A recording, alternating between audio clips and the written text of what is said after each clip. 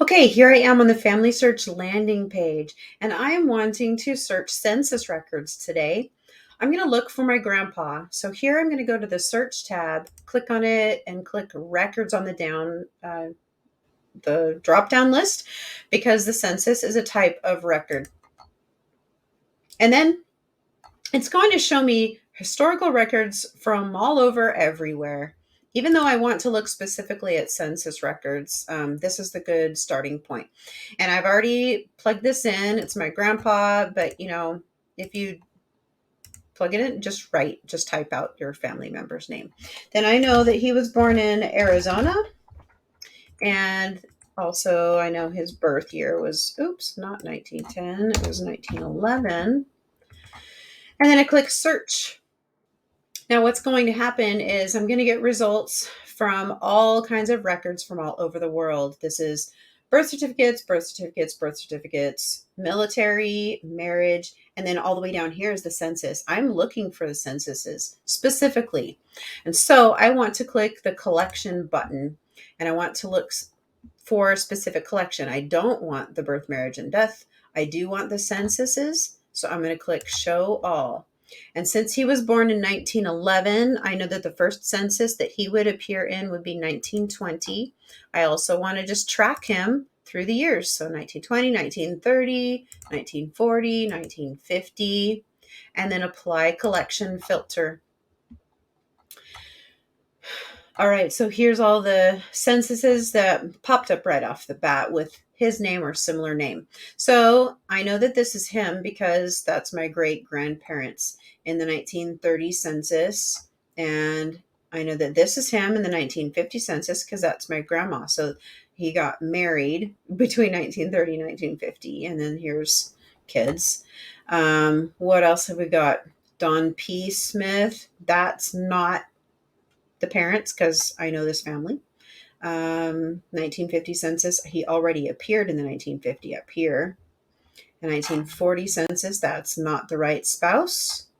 So here is the 1940 census. Don P. Smith, that's the wrong name or the wrong order because I'm looking for R. Don, but it's the right spouse and children. So there's a little error here, and it's not a big deal. That's actually pretty normal. We are going to take a look at this. If you click on this button, it'll show the family tree. If you click on this button, it'll show you the actual census, the handwritten document. And then this button will take you to the indexed record. So an index is just when a very nice volunteer from anywhere in the whole wide world looks at a record like this and then types in all of this information. So what we see here is indexed record.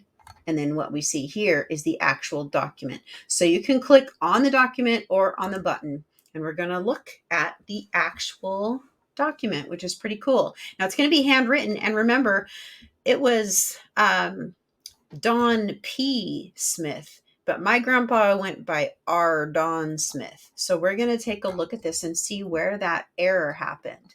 So here are the names, the surnames. So I'm going to scroll in closer and I'm going to look for Smith down here on the census. Okay, that's James, not him. And there it is. So that is a tiny little R, but it wouldn't look like it to the typical person just reading it. I can understand why they thought it was a P. And I don't know why they mixed it up and made it Don P instead of P Don. But anyway, that's him.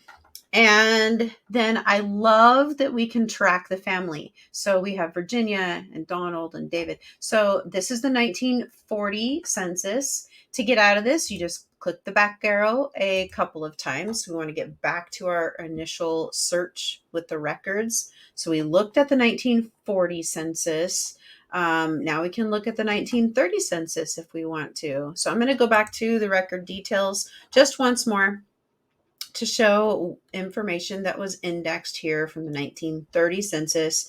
And then here, clicking the original document, tracking my grandpa's family through the years. So once again, here's where the names go, and we're looking for the surname Smith.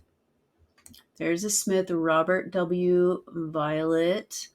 Now I know that this is my great grandparents. So I already know I found the family. There is Roland D. That's our Don right there. That's my grandpa at age 18, appearing in this census from 1930, which is right because he was born around 19. He was born in 1911.